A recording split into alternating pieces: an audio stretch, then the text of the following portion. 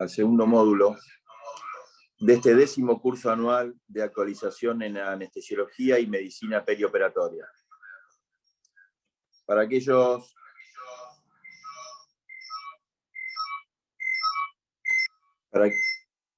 que ingresan por primera vez al curso, la modalidad es que cada hospital formador base, Hospital Escuela Eva Perón, Hospital Provincial, Hospital Centenario, y los 2 hospitales de rotación, Hospital Clemente Álvarez y el Hospital de Niños Víctor J. Vilela, son los responsables de proponer temas y de esa manera completar los 5 módulos anuales. Llevamos 10 años ininterrumpidos de este curso, y en esta ocasión el segundo módulo estaba asignado al Hospital Centenario. La propuesta del tema que se propuso y que están como moderadoras la doctora Natalia Jaid, Marisa Mazzolini y Verónica Tetamanti, fue el tema de adicciones a opioides en anestesiólogos, un grave problema ocupacional. Y para ello convocamos al doctor Gustavo Calabrese. Para quienes no lo conocen, al doctor Gustavo Calabrese, ante todo es un amigo de la casa, es un amigo nuestro de acá de la asociación. Ha venido a la ciudad de Rosario muchísimas veces, ha visitado y ha estado en nuestra asociación muchas veces también. El doctor Gustavo Calabrese es doctor en medicina, titulado en la Universidad de la República Oriental del Uruguay. Es especialista en anestesiología, ha recibido numerosos premios, es jefe de servicio del hospital donde él se encuentra trabajando actualmente, en el Hospital Escuela del Litoral de Paysandú. Fue presidente de la CLASA, de la Confederación Latinoamericana de Sociedades de Anestesiología, y ha presentado diferentes proyectos como autor, como director, relacionados al riesgo profesional, también en la población de alto riesgo referente a los residentes, proyectos sobre farmacodependencia del anestesiólogo en Latinoamérica, condiciones laborales del anestesiólogo. Trabajó en la guía de prevención y protección sobre riesgos profesionales del anestesiólogo para Latinoamérica, y muchas otras cosas más. Lo importante de esta convocatoria de Gustavo Calabrese, porque cuando uno lee bibliografía respecto a este tema, siempre nos llevamos por países del norte de América, de Europa y otros. Y creo que la ventaja que tenemos en esta ocasión es que todos los trabajos que ha presentado, que ha investigado Gustavo, realmente son de nuestra zona, del Río de la Plata, de Latinoamérica, y que creo que eso es lo que fortalece aún más toda su trayectoria y todo el trabajo que ha realizado y que viene realizando en esta temática. Solamente he hecho esta manera de introducción y de presentación, y le voy a pasar la palabra a una de las moderadoras, que es la doctora Verónica Tetamanti. Al final de la charla, para organizarnos y para poder responder a todas inquietudes y preguntas, que se hagan solamente por el chat del Zoom, y una a una las iremos leyendo y contestando de parte de los integrantes de este Zoom. Adelante, Verónica.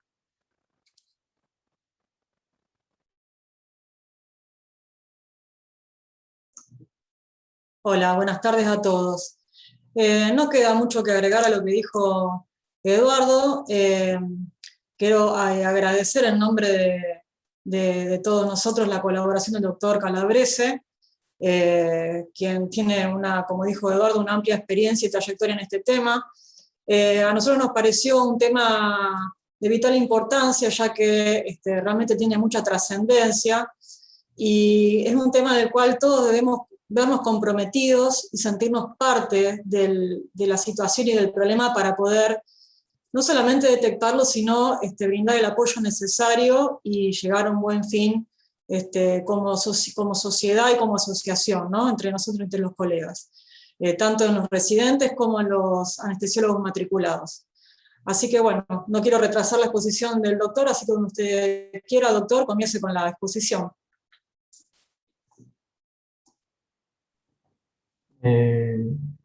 Muchas gracias, Verónica, la presentación. Muchas gracias al doctor Eduardo Pérez. A ver,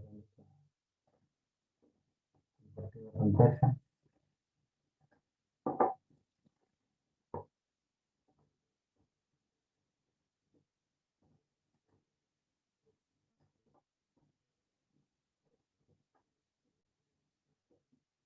Bien.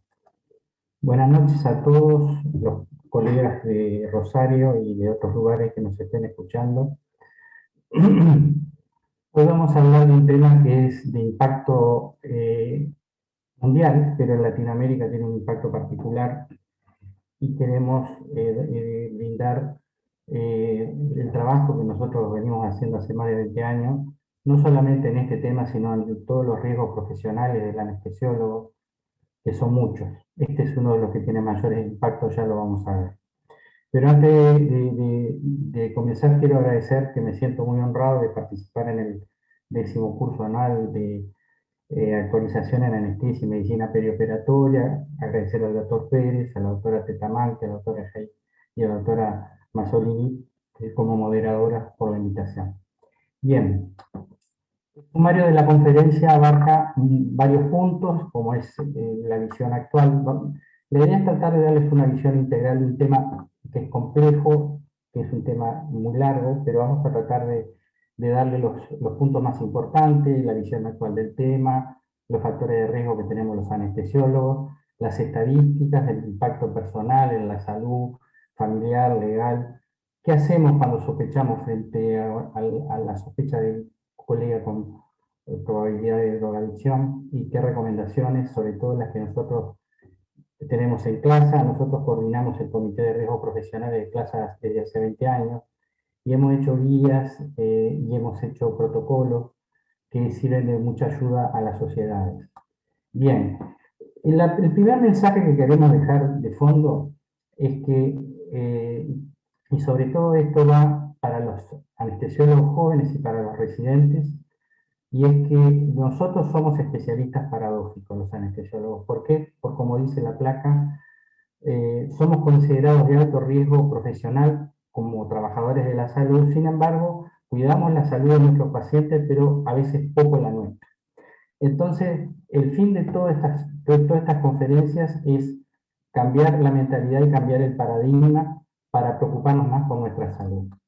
Bien, cuando hablamos de estos temas, indudablemente tenemos que empezar por el principio, y es establecer que en la actualidad, y esto es un cambio cultural que ha venido cambiando la sociedad, la Organización Mundial de la Salud establece que los riesgos que tienen las personas a nivel mundial es muy grande, porque el problema de la drogadicción, ya sea por consumo de drogas legales o ilegales, es un problema de salud pública mundial.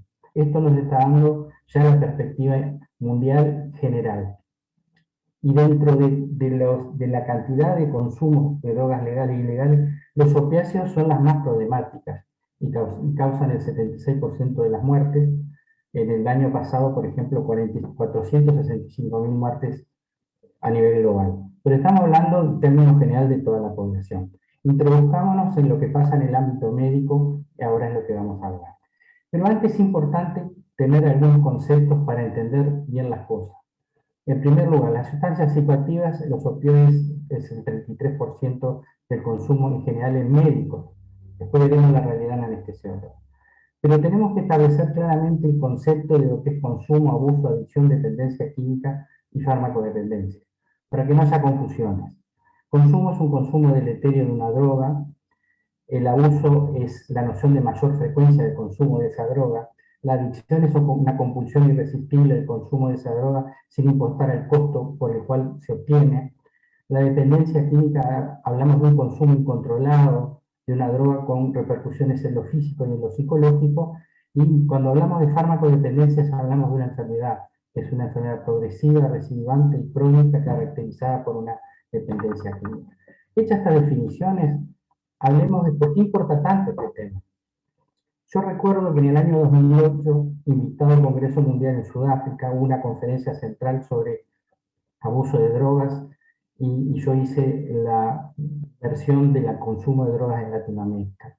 Y cerramos esa conferencia con lo que ponemos en esta placa, que a pesar del conocimiento de las drogas, a pesar de contar con nueva tecnología, nuevos enfoques terapéuticos, y todo lo que teníamos al alcance en aquel momento, han pasado 13 años, estos continúan siendo un grave problema ocupacional. La frase esa que nosotros cerramos la conferencia en Ciudad del Cabo en 2008 sigue teniendo tanta vigencia hoy. ¿Por qué? Porque el suicidio relacionado a drogas, así como la sobredosis por droga, son las causas de muerte ocupacional más significativas en los anestesiólogos. Por lo tanto, eso habla de su importancia. Pero si vamos específicamente a Latinoamérica, nos encontramos, yo siempre pongo este diapositivo, porque habla de la importancia del tema. Un día un colega mexicano me mandó un email y dice, una vez más nos vestimos de luto ya que otro colega o amigo falleció a causa de sobredosis de narcóticos. ¿Podremos algún día hacer algo al respecto? ¿Cuánto más debemos esperar que fallezcan?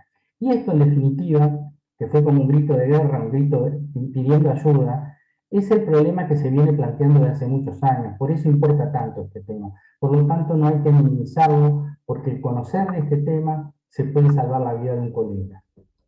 Bien, nosotros tenemos que tener claro que este tema tiene particularidades. Cuando uno habla de drogadicción, tiene que haber un sujeto activo que se droga y la droga y el acceso a la droga. Las particularidades que tiene este tema, sin duda, es primero de que se genera en un ámbito médico, en un ámbito anestésico quirúrgico, que involucra tanto al anestesiólogo como al residente, que es el sujeto activo que se droga. Involucra como droga principal nada más ni nada menos que los fármacos que nosotros tenemos la responsabilidad de administrar para realizar nuestras anestesias. Por lo tanto, eso nos da una particularidad única. Y eso genera todo un proceso de mejoramiento progresivo del estado de vida y salud, puede llegar a un alto riesgo específico de suicidio y muerte, incapacidad profesional, desmejora del rendimiento, situaciones que pueden llegar a la mala praxis y en definitiva pérdidas y graves daños desde el punto de vista familiar. Esto como particularidad. Entonces nos hacemos la pregunta, ¿por qué en los anestesiólogos pasa esto? Y para intentar contestarlo, porque es un tema complejo, vemos que en los anestesiólogos podemos dividir por una manera didáctica, pero están entrelazadas, hay factores de riesgo generales y específicos. Los generales, como vamos a ver, están vinculados fundamentalmente a varios aspectos. A una predisposición genética, que en general en la drogadicción, alrededor del 50% de la gente que se droga tiene una predisposición genética. Los factores biológicos que en la neurobiología de la drogadicción están en el factor de reforzamiento a nivel mesocórtico límbico, a nivel del uso de los opioides como receptor y activador de este ciclo de reforzamiento que se torna patológico y a nivel de los receptores dopaminérgicos. Y luego empiezan a haber otros aspectos que son generales, como la comorbilidad con patología psiquiátrica de tipo ansiedad, depresión, fundamentalmente, historia de drogadicción, historia de abuso de droga familiar. Y esto está íntimamente relacionado con uno de los primeros diapositivos que hablamos de que los problemas de drogadicción, de drogas lícitas y ilícitas, es un problema de salud pública mundial. O sea, es un problema cultural, está inserto en nuestra sociedad. Por lo tanto, este tema se torna más complejo. Y si vamos a factores específicos relacionados con los anestesiólogos, en ese caso hay cosas que son bien claras. Están íntimamente relacionados los factores específicos de la organización de trabajo que tiene el anestesiólogo con los propios de la especialidad. En cuanto a la organización de trabajo, está relacionado cómo es la vida del anestesiólogo, el multiempleo, una vida laboral intensa, calendarios laborales muchas veces inadecuados, con exceso de trabajo, llegando a la fatiga, alteraciones del sueño, desajuste de expectativas profesionales y personales.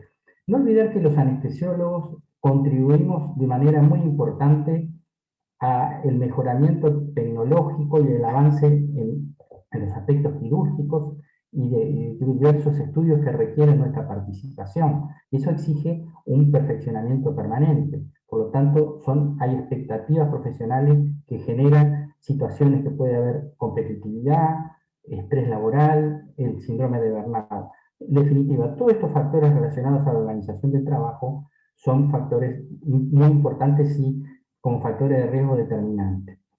Después hay factores propios de la especialidad, que está la responsabilidad de la seguridad del paciente.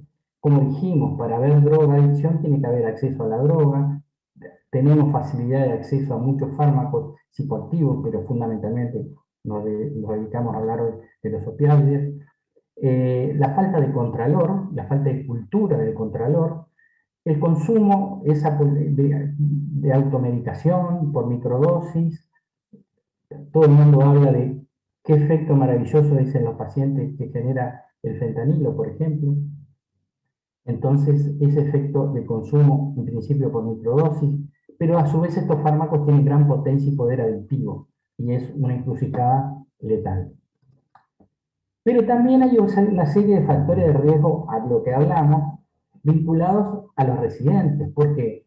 Porque el residente tiene altas exigencias académicas en el periodo de entrenamiento, la formación científica.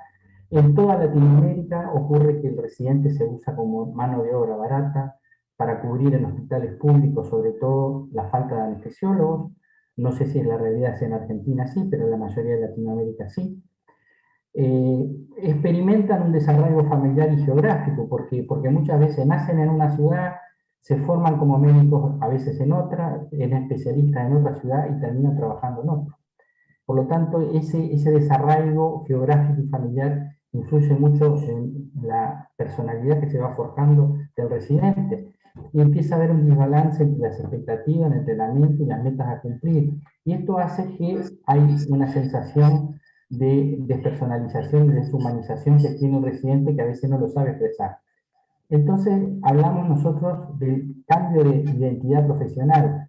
¿Por qué? Porque se va mimetizando con el estilo de vida del anestesiólogo. Multiempleo, exceso de trabajo, somos personas aguantadoras, los anestesiólogos somos tipo Superman o la Mujer Maravilla. Siempre todo lo solucionamos y no tenemos límite. Y eso nos juega muchas veces en contra.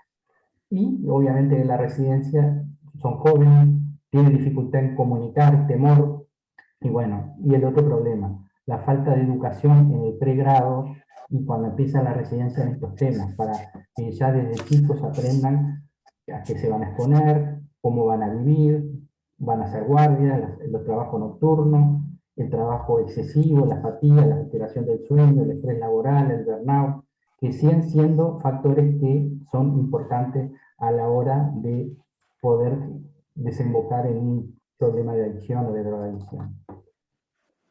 ¿Cómo se desarrolla en anestesiólogos? Y hay dos teorías que ya hace mucho tiempo, que es la teoría de la exposición, es decir, el tener la facilidad del acceso a las drogas, el intenso estilo de vida laboral, como estuvimos hablando.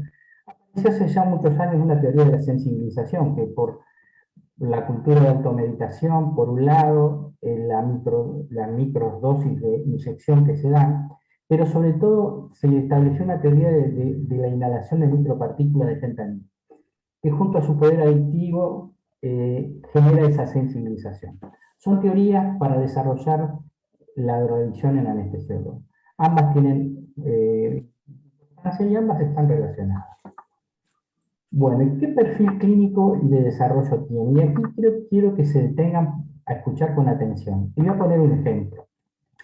Cuando nosotros hablamos de dependencia química como el alcoholismo, es progresivo, residuante y crónico, como lo es en los opioides.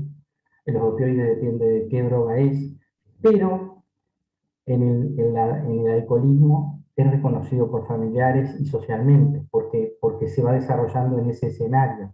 En cambio, en el caso de los anestesiólogos, las adicciones o todo tipo de manifestación de drogadicción, abuso, consumo, adicción, dependencia química o farmacodependencia, no es reconocida por familiares inicialmente, porque el escenario donde se desarrolla es en el ámbito laboral, en el ámbito de trabajo. Tal vez un compañero ve los cambios de esa persona, o el personal que trabaja con nosotros, el enfermero, los circulantes, las instrumentadoras, o el personal que trabaja a diario con nosotros.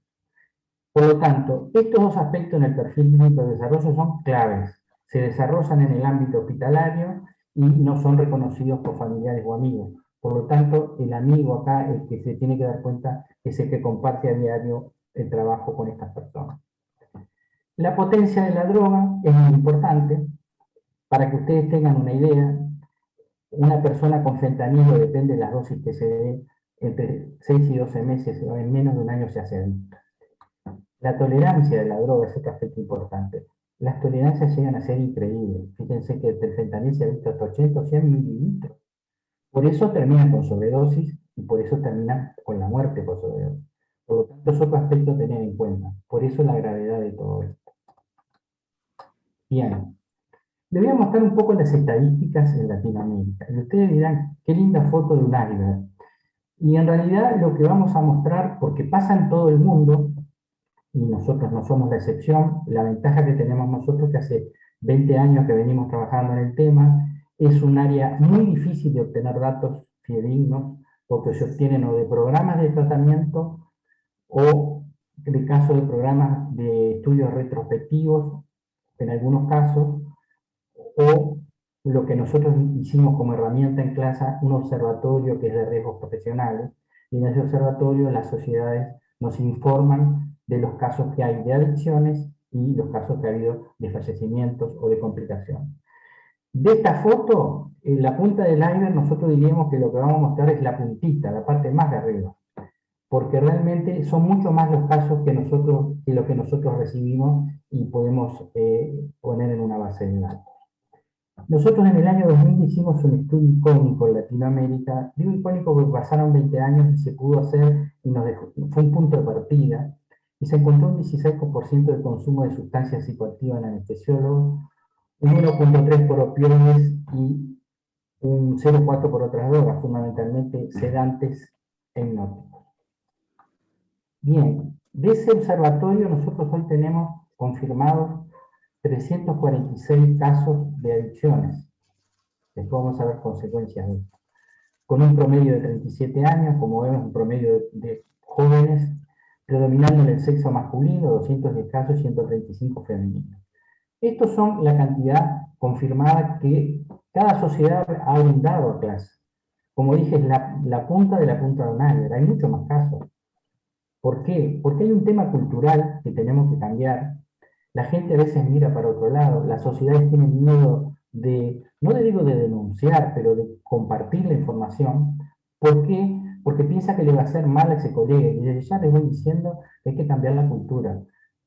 Si se ve un colega en problemas de este tipo, ahora después vamos a explicar qué es lo que hay que hacer, no hay que esconderlo el tema. No hay que decir, no tengo problemas. Nosotros desarrollamos por el tema del COVID, les pongo un ejemplo que no tiene nada que ver con esto, pero digo, tema cultural. Hay países que negaban que tenían casos de COVID y casos de fallecimiento, después terminaron admitiendo que sí. O sea, acá hay un tema cultural una barrera que tenemos que mejorar. Acá simplemente la distribución desde el año 2004 que se empezaron a registrar, pasaron desde aquel estudio del 2000 casi 4 años para que nos empezaran a dar información. Ha sido una lucha muy dura. ¿Por qué? Porque no es tan fácil que la gente se abra y dé la información. Del tipo de adicciones por droga, nítidamente los opioides son los que tienen la gran mayoría de todos esos casos. 277 son por opioides, 39 de hipnóticos, fundamentalmente el propofol, algo de tiopental de los comienzos, y sedantes, sobre todo midazolam. La estadística de la discriminación del tipo de droga, donde el fentanilo por mayor frecuencia es el más importante, 277, 5 de remifentanilo, que fueron casos todos mortales de remifentanilo por obvias razones. Y bueno, y tenemos el propofol, como dijimos, en los hipnóticos, algo de tiopental de los primeros tiempos y el midazolam de los sedantes. Bien, pudimos establecer con la información que tenemos un perfil del anestesiólogo latinoamericano, que son mayores, la mayoría son menores de 35 años, ya vimos que el promedio daba 37, 59% varones, 41 mujeres, de raza blanca, 79% el fentanilo como droga principal, los opiáceos, 11% de adicciones a hipnótico, 10% a sedante, y hay un 35 y un 50% de asociación con otras drogas, sobre todo en algunos países que hace muchos años atrás tenían muy difundido el uso de la ketamina, también aparecían mezclados, aparecían con casos con ketamina. Yo les decía, cuando nos consultaban, busquen los opioides que están, y tal cual era así. Por eso pudimos llegar a la conclusión de que había ese porcentaje de asociación con ese tipo o con otro tipo de fármacos. Bien, veamos cuál es el impacto de las adicciones a opioides. El impacto es múltiple, es en muchos aspectos. Vamos a tratar de abordar los más importantes. El impacto en el comportamiento en el hospital. Y como yo dije hoy cuando hablé de cómo se desarrollaban las adicciones, es fundamental. Es fundamental darnos cuenta de cómo conocimos a una persona como era y cómo fue mutando, cambiando, o en el caso de los residentes, cuando ingresan, nosotros recomendamos que se haga un test psicológico, averiguar sus antecedentes de drogadicción social, por todo lo que hablamos antes. Hoy es muy común que toda la gente joven, los residentes, tuvieron algún tipo de contacto con alguna droga social previamente. Inclusive hay gente que tiene un contacto mayor con las drogas sociales y buscan estar en anestesia porque sabe que hay opiáceos y sabe que hay drogas que pueden ayudarle a cumplir sus objetivos. Por lo tanto, todos estos aspectos son importantes, inclusive el residente cuando entra hay que hacerle test del cabello, de la orina, rinoscopía, para tener un punto de partida y ese test psicológico que marca el perfil de ese futuro colega. Pero vayamos al comportamiento. Hay cambios de conducta, depresión, euforia, una ciclotimia, se necesita mayor cantidad de opiáceos para sus anestesias, prescriben gran cantidad de narcóticos cuando tienen que hacer la parte administrativa, hacen un manejo descuidado de la hoja de registro anestésico, prefieren trabajar solo para hacer, entre comillas, técnicas especiales, que en realidad lo que buscan es desviar los fármacos para ellos, usan técnicas sin narcóticos. Cuando uno empieza a atar cabos, se ve que los pacientes de fulano piden mucho narcótico, pero resulta que salen extremadamente doloridos. Hasta piden para ir a la recuperación para hacer ellos el propio tratamiento de dolor. Tienen conductas, algunas en etapas avanzadas, cuando necesitan obtener la droga, de estar permanentemente para relevar a otro, aunque sea por una hora. A ver, siempre hay buenos compañeros, pero esto es una conducta que se da en ese aspecto. Siempre están en el ámbito de trabajo, aunque no tengan que trabajar, se ofrecen para guardias extras, en fin, todo ese tipo de conducta que en definitiva es para estar cerca de la droga. Cuando se inyectan son difíciles de ubicar, van frecuentemente, los lugares son de inyección, generalmente en los hospitales son los baños, no quiere decir que el que vaya frecuentemente al baño sea un adicto, pero es una conducta. Bueno, cuando se inyectan aparece lo que se llama en la jerga de la drogadicción la siesta, quedan por un rato desconectados, usan ropas de manga larga para tapar la zona de los pinchazos en los brazos, las huellas. Y bueno, lamentablemente cuando son encontrados en coma o muertos por sobredosis, siempre aparecen las ampollitas, las jeringas, y los lugares más usados son los baños y los cuartos de dormir. Por lo tanto, el comportamiento en un hospital es fundamental que todos los colegas sepan, naturalmente el jefe de servicio, pero los colegas, porque los colegas son los que trabajan todos los días con esa persona y son los que vieron esos cambios de conducta, esos cambios de cómo trabaja y estas otras situaciones. Por lo tanto, es fundamental porque le puede salvar la vida. Y vuelvo a repetir, hay que cambiar la conducta cultural, no mirar para un costado. Si vemos a una persona en problema, ya después vamos a hablar, hablemos con el jefe de servicio, con toda la cadena de eventos que se tienen que generar después. Bueno, si vamos a los problemas vinculados a la salud, de conducta en lo laboral, perdón, tenemos que tener claro que hay patrones de cambio de conducta y de la conducta profesional. Y acá empieza todo un proceso de deterioro que va a alterar el rendimiento profesional, va a haber una incapacidad profesional progresiva, puede generar conductas riesgosas, puede generar graves consecuencias de seguridad en los pacientes, mala praxis, y tienen una cosa que se llama migración laboral. Inclusive yo hace ya unos años atrás, asesorando y en contacto con la FARC, tuvimos 2 casos en Argentina de migración laboral, que había un anestesiólogo que ya lo conocían, que era adicto y se fue a trabajar al norte de Argentina, y después se dieron cuenta y se fue a trabajar a otro lado, y bueno, etcétera, etcétera. Hubieron 2 casos. Bueno, esos son casos de migración laboral. Emigran a otro lado que no los conocen, se ofrecen, a veces hacen una cantidad de kilómetros, no entienden por qué van a hacer guardia al hospital de tal lugar, pero es porque no los conocen y está cerca de la droga. Y esto lleva un proceso de difícil reincorporación y de abandono de la especialidad en muchos casos. Bien, el impacto en la salud. Bueno, esto es lo peor que tenemos en nuestra conferencia. Ustedes vieron que el número que hablamos de que nos registraron las sociedades son unos cuantos, pero son muchísimos más. Pero en el caso de los fallecidos, vamos a mostrar números que para nosotros impacta, porque la muerte de una persona ya es mucho. Lo que vamos a mostrar ahí va a impactar, pero vuelvo a repetir, es la punta de una iceberg. Son muchísimos más. Entonces el impacto de la salud es toda una serie de eventos de mejoramiento de estado de vida y salud, síndrome de abstinencia, cuando se empiezan un tratamiento, lo dejan, se reintegra a trabajar, empieza a tener el síndrome de abstinencia, proclive a desarrollar todo tipo de trastornos psíquicos, angustia, ansiedad, depresión, recaídas, o sea, estuvo en tratamiento, vuelve a trabajar, vuelve a inyectarse, tiene recaídas, el 40% de la presentación de recaídas es la muerte. O sea, qué grave puede ser este problema.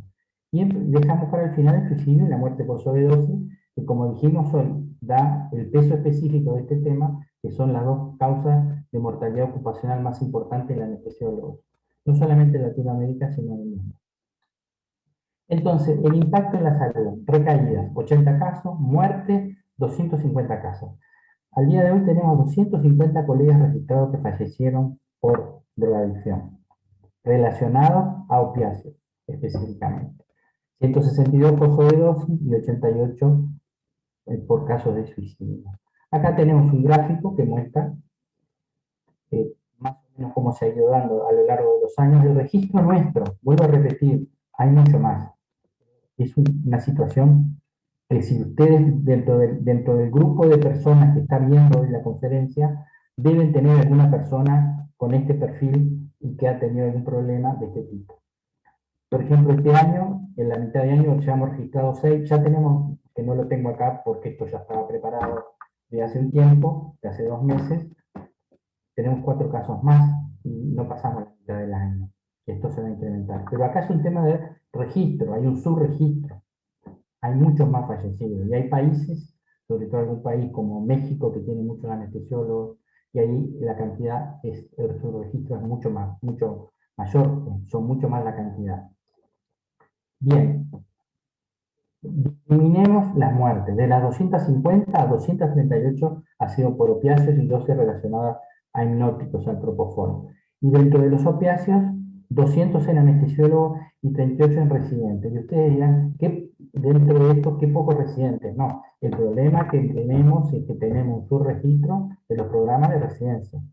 Los que están al frente de los programas en todo el país tienen miedo a informar estas cosas. ¿Por qué? Porque hay una responsabilidad de parte de ellos en que o no se detectaron o ignoraban. Es decir, tenemos que ver la perspectiva, como yo le dije, la conferencia central que hice en el Congreso Mundial en el 2008. Hablar de este tema era un tabú. Hablar de las cosas que pasaban era un tabú. Entonces, el tema cultural de no decir las cosas como son ha llevado a que ha fallecido gente que podía haberse salvado. Si tomamos los opiáceos, que son 238, la mayoría que tenemos han sido por sobredosis, 160 y 78 por suicidio. Y si vemos en cada ítem, la mayoría son en anestesiólogos. ¿Por qué? Por la misma razón. porque de los programas de residente hay un mayor subregistro y además hay todo un aparato desde el punto de vista del anestesiólogo más fácil de registrar que a nivel de los programas de residencia en toda Latinoamérica, que es complejo, depende de cada país y tienen organizaciones, todos los países, distintas de los centros de entrenamiento para residentes. De las muertes por sobredosis, tenemos que 156 fueron por fentanil, 2 casos por propofol, y como yo le decía, fentanil, ketamina, que son de unos cuantos años atrás, 4 casos. En los suicidios, 88, 78 por fentanil, siguen siendo el fentanil la droga principal, fentanil, ketamina, 2 casos, y propofol, 8 casos de suicidios. Bien, como vieron, el impacto en la salud es gravísimo, pero tiene otros impactos. Impacto en los aspectos legales. Este tema lo que tiene es que tiene es como una piedra con muchas puntas. Entonces todas son importantes. Los aspectos legales, en primer lugar, depende de cada país. En todos los países es lo mismo, y es un tema polémico. El concepto es que tiene que haber una reubicación razonable de esta persona. Y ahora vamos a explicar por qué. En muchos países lo consideran como discapacitado y no se lo puede dejar sin trabajar o sin trabajo. El tema es saber en qué puede trabajar. Y nosotros cuando pusimos hace muchos años en nuestras publicaciones reubicación razonable, ya sea en otra área de la medicina o en un área propia de la anestesia que no tenga contacto ni con drogas, ni con el estrés laboral, ni hacer guardia, para ser más claro, en gestión y administración de un servicio, en tareas administrativas o en policlínica, que no tenga contacto con fármacos ni con el estilo de vida intenso, como una manera de preservar el trabajo de esa persona y poderlo cuidar. Después vamos a ver qué categorías de anestesiólogos tenemos para ver qué dirección tienen que tomar. Por lo tanto, los aspectos legales es muy complejo. Yo realmente no conozco en la Argentina cómo es, pero el empleador no puede negarle el trabajo, no se lo puede echar en la mayoría de los lugares. Por lo tanto, este es un tema muy complejo. Por lo tanto, las sociedades o las federaciones o asociaciones tienen que tener un asesor legal también incorporado al equipo de salud del anestesiólogo, porque hay aspectos que se entremezclan y a veces la defensa de un colega depende mucho de todo esto. Y depende también para lo que sigue en su vida, por su salud y por los aspectos laborales y económicos. El impacto familiar, que también es muy importante. Hay que tener bien claro que una persona que es adicta, si bien en el ámbito familiar, como dijimos hoy, el que se menos se ve, pero cuando se descubre, se comparte con la familia.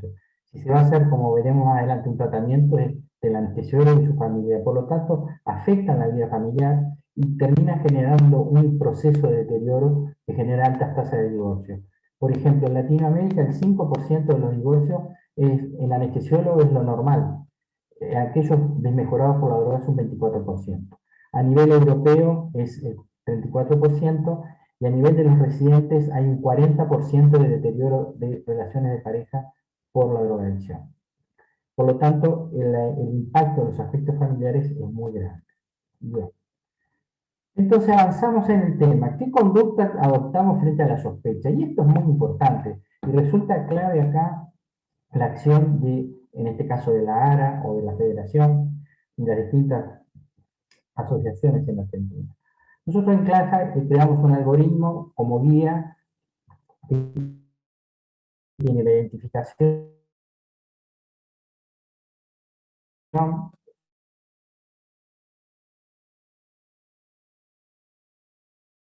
receta de narcóticos, todo ese proceso de accionar que tiene.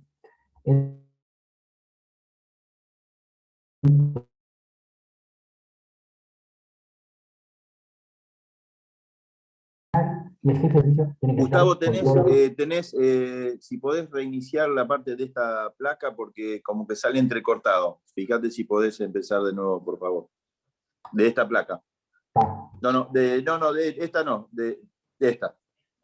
Bien. No, decía que el algoritmo de clase frente a la sospecha de los casos de un colega que puede estar en problemas de drogadicción, existe un algoritmo de identificación, intervención, tratamiento, rehabilitación y reincorporación. La identificación es con todos los elementos que hemos estado hablando para identificar que ese colega está en problemas. ¿Quién la hace la identificación? El jefe de servicio ayudado por algún colega o personal que trabaje allí. Y se tiene que hacer lo que se llama la intervención, que es para ese colega ponerlo en un programa de tratamiento. ¿Quién debería hacer la intervención? Que es el proceso clave acá. La intervención la tiene que hacer el jefe de servicio con algún directivo de la clínica o del hospital, un director del hospital donde trabaja, y el grupo de salud ocupacional o salud del anestesiólogo, riesgo profesional, como le quieran llamar, de la sociedad o de la asociación, en este caso de la ARA.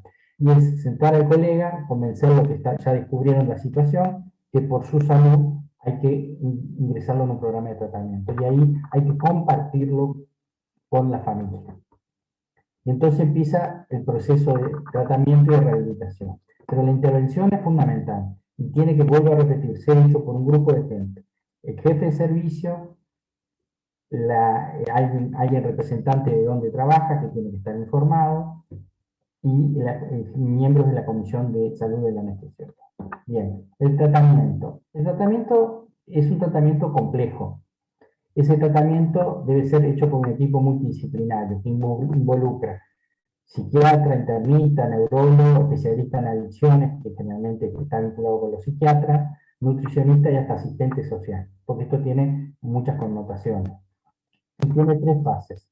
La fase temprana, intermedia y avanzada. La temprana es la inmediata de desintoxicación, se puede hacer internado, hay una educación intensiva y se le pretende modificar el comportamiento que él tiene con respecto a las drogas. Cuando pasa ese proceso, que puede ser 15 días, un mes, viene la fase intermedia. Esa es una fase fundamental donde, si bien no vuelve a trabajar, tiene que haber total abstinencia, participa de terapias de grupo, puede ser narcóticos anónimos como un mecanismo de compartir la problemática, o terapias de autoayuda. Por eso aquí es muy importante el equipo, porque si cada asociación o sociedad tiene un equipo que pueda aportar en la fase intermedia como terapia o grupo de ayuda, es muy importante. Y debe participar, por supuesto, algún anestesiólogo. Y después viene la fase avanzada, que esa es la más compleja y más difícil, que es decirle, bueno, te damos el alta formal, firmás un contrato de contralor para hacer estudios de orina, consultas con el psiquiatra, etcétera, etcétera. Y ahí es la etapa que se recomienda volver o no volver. Y entonces, para volver o no volver, tenemos que ver 3 categorías, y esta etapa es muy compleja, y es una gran responsabilidad que tiene digamos, el grupo o la comisión de salud ocupacional, riesgo profesional o salud del anestesiólogo, en este caso sería de la ARA, o de las asociaciones, o de la FARC. Hay 3 categorías. La categoría 1 es aquel que tiene gran posibilidad después del tratamiento de ingresar. ¿Cuáles son? Son aquellos que están en la etapa de consumo y abuso. Ya de adicción es más complejo, lo vamos a hablar más adelante, porque son los que aceptan su enfermedad, pueden participar en narcóticos anónimos, participan sin problema, tienen su familia involucrada, muchas veces hay una asociación también con el alcoholismo, y ahí tiene que ir Alcohólicos Anónimos, tiene un soporte familiar adecuado, y puede llevar 1 año hasta 5 años, depende de las condiciones de la persona y cómo se da la situación. Tiene que demostrar un estilo de vida balanceado y tiene que después dejarse tutorear por otro colega para ver y evaluarlo si esa persona está con seguridad para decir, bueno, le damos la chance o no. Porque son situaciones muy complejas, porque, vuelvo a repetir, la recaída por volver a consumir drogas, en este caso opioides, se presenta el 40% como la muerte. Por lo tanto, es un tema muy delicado. Después hay una categoría 2 que podría ser un posible retorno, pero ya más complejo. Ya estas personas de entrada están en un proceso más que de consumo y de abuso, casi llegando a la adicción, o en comienzo de una adicción. Entonces, las adicciones opiáceas, después vamos a dar nuestro concepto cuál es, son muy difíciles de resolver. Entonces, a veces pueden estar hasta 2 años fuera de tratamiento, vuelven a tener recaídas, han tenido recuperaciones de sus recaídas, pero a mí lo que me ha pasado en la experiencia, que de otros países, no de Argentina, lo veía un psiquiatra común, le daba el alta y volvían a recaer, y esto ha sido un problema muy grande y en algunos casos de gente que falleció por eso. Que son de la categoría 2, porque los ven que aparentemente están bien, el psiquiatra, pero no es un psiquiatra preparado para tratar anestesiólogos o médicos adictos. Aquí es muy importante en esta categoría poder discernir bien si esa persona tiene posibilidades de seguir adelante o no, y allí el psiquiatra especialista en adicciones del médico, hay que buscar esos lugares, esos colegas son fundamentales. Después hay una categoría 3 que hay que de entrada redireccionarlo a otra especialidad, porque indudablemente están en una situación de adicción o de dependencia química. Si ustedes se acuerdan de la definición que dimos, adicción, compulsión irresistible al consumo de una droga sin importar el costo de obtenerla. Y la dependencia química es el consumo incontrolado de una droga con repercusión en lo físico y en lo psicológico. Por lo tanto, son estos colegas que sufren recaídas, fallos, cuando vuelven tienen una recaída que es la muerte, porque se inyectan y se los encuentra muertos por sobredosis, y además tienen ya desarrollados numerosos problemas psiquiátricos, sobre todo angustia y depresión que los lleva al suicidio. Por lo tanto, esta categoría 3 hay que redireccionar a otra especialidad. Y acá viene lo complejo, porque muchas veces si son personas que ya tienen muchos años en la especialidad, es difícil manejar esto. Por eso hablábamos de la opción que nosotros desde CLASA recomendamos, que es la reubicación razonable, tenerlo en un lugar donde no tenga acceso a las drogas, que vea pacientes de la policlínica anestésica o de preoperatorio, y tareas de administración, de gestión o docente. Bien, reincorporación laboral. Y este es un tema complejo. Acá yo pongo, con el colega Bryson de los Estados Unidos, hemos estado reunidos hace muchos años y seguimos en contacto. El tema acá es que todos han tenido idas y vueltas. Quisieron apoyar la reincorporación y terminaron con muchos colegas que fallecieron. Entonces, mi opinión personal, después de muchísimos años de trabajar esta diapositiva, de cuando publicamos un trabajo en México hace ya 10 años, pero ya hace más tiempo que estamos trabajando en este tema, nosotros decimos que la situación de adicción, dependencia química y farmacodependencia a opioides no deben volver a la práctica anestésica, porque ya sabemos el final. Si estamos en una etapa de consumo o de un abuso leve o moderado y fue la categoría 1, entonces puede volver, pero si no, no. Preferimos ser drásticos porque cuando se está con medias tintas acá, el que termina perjudicado es el colega. Por lo tanto, eso es lo que tenemos para transmitir de la reincorporación laboral. Bien, como para ir redondeando el tema, ¿qué recomendaciones tenemos en clase? Entonces tenemos un programa de control de abuso de drogas en los anestesiólogos. Y se basa en 3 pilares, en 3 programas. El programa de prevención, el programa de contralor y el programa de respaldo. Todos ellos son importantes y todos deben llevarse adelante. El de prevención, bueno, educación, lo que estamos haciendo hoy. Educación, porque como dije hoy, tenemos la obligación como anestesiólogos de saber que estos temas existen, de que este problema es real y de podemos salvar la vida que está al lado. Entonces, eso es un tema cultural, un tema de conciencia.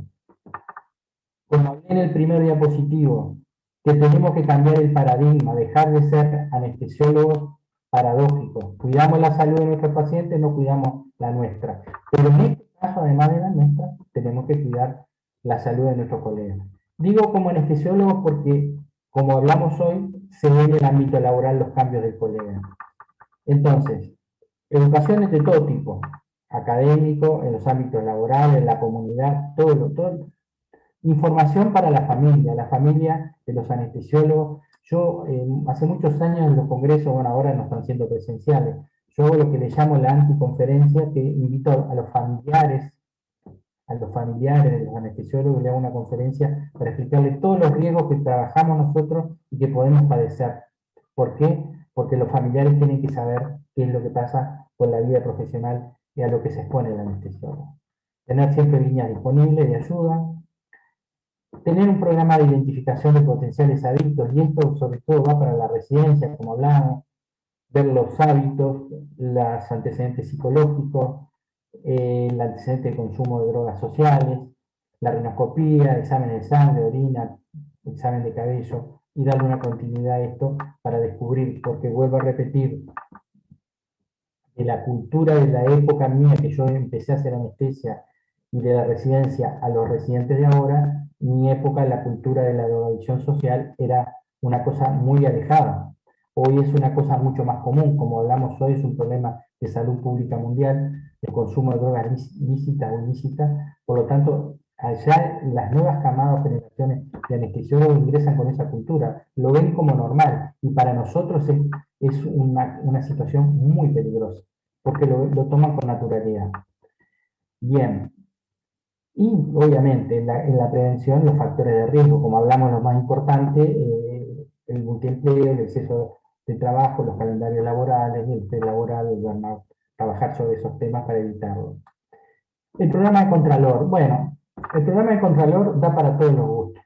Puede ser desde un dispensador electrónico, una dosis unitaria, control manual, control electrónico, control, lo que quieran. El problema es hacerlo. Porque si nosotros lo hacemos ya, establecemos la cultura de contralor, y eso genera un efecto en la persona que se droga, que sabe que hay cámaras, sabe que hay dispensadores y queda registrado. Todo lo que se vaya a hacer vinculante a la entrega queda registrado. La dosis unitaria significa que todo lo que se consume en esa sala queda registrado y se repone al final del día exactamente lo que se usó, etcétera, etcétera. La manera que sea de controlar, podemos hacer todas las formas, lo importante es hacerlo. Y bueno, también del material como las agujas y las jeringas, naturalmente. El programa de respaldo. Bueno, acá me parece clave el rol de las sociedades, asociaciones o federaciones. Porque el respaldo político que tiene que tener el anestesiólogo, por llamarlo de alguna manera, es fundamental. Hay que tener una política de respaldo para el anestesiólogo y la familia, y ahora van a ver por qué. Siempre tener ayudas disponibles para información para ellos y los familiares, pero acá viene la primera parte. Debemos tener un programa de tratamiento y rehabilitación opioides para anestesiólogos, que lo debe hacer el grupo de salud ocupacional junto con un psiquiatra que se especialice en adicciones y que a su vez tenga la experiencia de tratar médicos o especialistas en adicciones en profesionales médicos, que no es lo mismo que un adicto social, que las drogas sociales. Por lo tanto, ese es un matiz fundamental. Integrado con eso, un programa de salud mental integrado que haga que cuando haya un problema, ya la sociedad o asociación o federación sepa la clínica o lugar para realizar su tratamiento. No va a un lugar cualquiera, ya tiene que estar establecido. Y bueno, con esas condiciones que hablamos. Y después de disponer un programa de ayuda para el tratamiento, rehabilitación y el lucro cesante, porque ese colega durante un tiempo no va a poder trabajar, por lo menos una mensualidad básica. Yo digo que aquí tiene que haber un programa de ayuda solidaria, que es para estas cosas.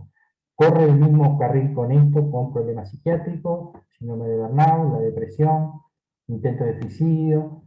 Corren por el mismo camino de tener un programa de salud mental, donde haya, aquí el fundamental para asesorarnos es el grupo de psiquiatras que estén especializados, en este caso en drogadicción, pero como ellos saben que está el factor vinculante, las alteraciones psiquiátricas o el desarrollo transitoriamente de problemas desde ese punto de vista, es fundamental. No cualquier psiquiatra sabe tratar a colegas, porque no hay que olvidar que los anestesiólogos somos médicos, somos especialistas, conocemos de la farmacología de esas drogas, y pueden engañar, es un contrincante muy difícil del anestesiólogo. Primero que niega, segundo que toma evasivas. Y además hay otro aspecto aleatorio, pero que se da generalmente en las personas que terminan con problemas de abuso o adicciones, o dependencia química, son personas muy inteligentes, muy capaces y que tienen gran habilidad de manipulación. Por lo tanto, para mí es clave en el rol de las instituciones tener él o los psiquiatras adecuados y él o el lugar adecuado para tratarlo. Y tener ese programa de ayuda financiera, porque ¿qué pasa? Hay un círculo que se entra y que a veces no se sale, porque si no se descubre o se descubre y no se toma las riendas, como hablamos hoy de la intervención, la participación institucional, que yo la llamo que es fundamental, esa persona de repente sabe que tiene un problema, de repente puede llegar a tener conciencia, pero tiene que seguir trabajando para mantener su estatus de vida, su familia, etcétera, etcétera. Y no ve el problema por delante de que hasta se puede morir. Entonces, aquí es fundamental el rol institucional de tener el lugar adecuado, las personas para tratarla adecuada y tener un programa solidario económico para poder dar respuesta a esto. Por supuesto que aquí es fundamental el grupo de trabajo, la comisión de salud ocupacional, riesgo profesional o salud del anestesiólogo, pongan el nombre que quieran, pero es lo mismo. Tiene que estar preparado lo institucional para responder esto. Y ahí me parece que es el punto limitante, porque ahí es el momento donde se encamina adecuadamente ese colega con estos problemas. Conclusiones. Estamos frente a una dura realidad y preocupante para los anestesiólogos. ¿Por qué? Porque la drogadicción deteriora, mejora el estado de vida y de salud, genera daños familiares, pérdidas irreparables. Por lo tanto, debemos asumir el concepto, como nosotros decimos hace años, de responsabilidad compartida. ¿Y qué quiere decir esto? El anestesiólogo de estar informado y educado, lo que estamos haciendo hoy y que eligieron los colegas, en este caso para este curso, me parece que es un tema de conciencia y de responsabilidad. Las instituciones empleadoras tienen que tener conciencia de que estas cosas pueden ocurrir. Nosotros hace muchos años, en el año 2006 exactamente, hicimos un documento, una guía de prevención y protección de los riesgos profesionales de los anestesiólogos para Latinoamérica. Todo ese título largo. En la introducción, asesorados por abogados, le pregunté yo a un abogado, digo, todo esto que es de educación para nuestros colegas, ¿tiene algún valor desde el punto de vista jurídico? Sí. Si ustedes lo comunican a las instituciones empleadoras, tienen el valor de estado de conocimiento. O sea, la institución sabe que el perfil de trabajo de los anestesiólogos, porque tiene multiempleo, por el exceso de horas, por todas las razones que enumeramos, está expuesto a numerosos riesgos profesionales. Por lo tanto, el estado de conocimiento desde el punto de vista jurídico tiene el decir, señores, ustedes nos emplean, pero están en antecedentes de que estas cosas pueden ocurrir. Entonces, por eso es otra pata más de compartir el problema. El anestesiólogo es fundamental, porque es el que puede parar esto a tiempo. Las instituciones empleadoras, y bueno, ni que hablar las sociedades o federaciones de anestesia, porque son las que tienen un rol clave en la prevención, con la educación, cuando se genera el problema, dar respuesta y cómo dar la respuesta. O sea, dar la respuesta y la calidad de la respuesta y después la etapa de reincorporación, porque pueden ser fundamentales. A las personas o pueden terminar en la muerte o pueden terminar en que esas personas, igual en estados avanzados, se los reubica razonablemente, no pierden su trabajo y se los puede ayudar. Acá el problema es que la estructura tiene que tener credibilidad para que ese colega se deje ayudar.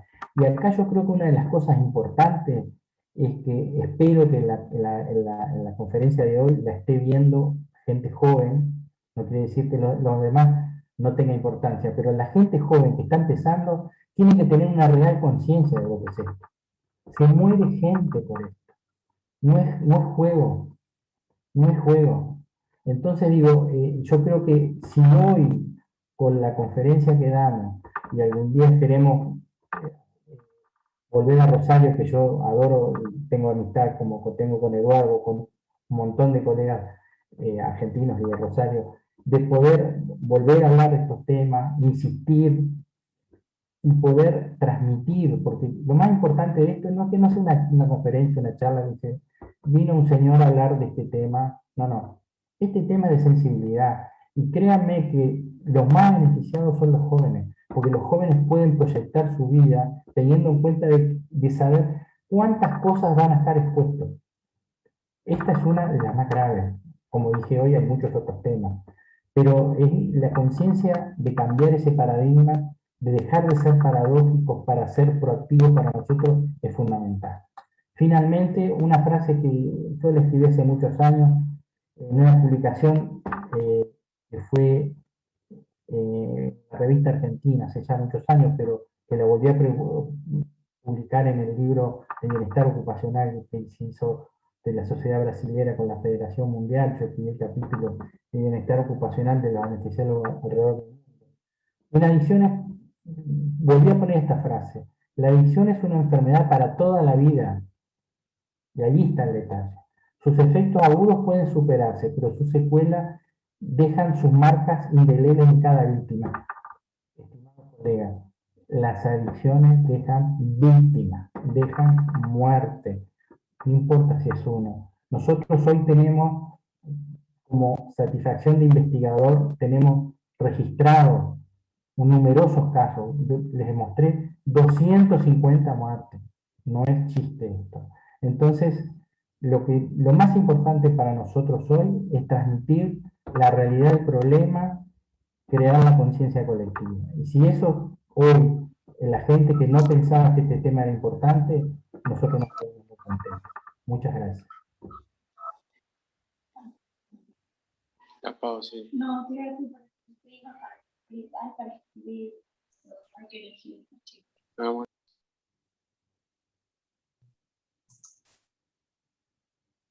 Bueno, ¿se me escucha? Sí. Bueno, muchas gracias, Gustavo. Brillante la exposición. Creo que has abordado el tema en todos los aspectos y no ha quedado nada por tratar. Yo quiero remarcar lo mismo de tu conclusión, que es fundamental el tema de la responsabilidad compartida y que estamos todos todos parados en ese mismo iceberg, ¿no? Y que realmente las estadísticas son significativas, pero el problema es un problema muy, muy real, y que más allá de la estadística hay una vida, que el uno es el 100% para el que lo está transitando, ¿no? Y que todos debemos embarcarnos en ayudar a esa persona y ver cómo encaminamos la situación. Así que desde ya te agradezco tu generosidad y tu tiempo, y si te parece bien, Gallego, damos paso a las preguntas.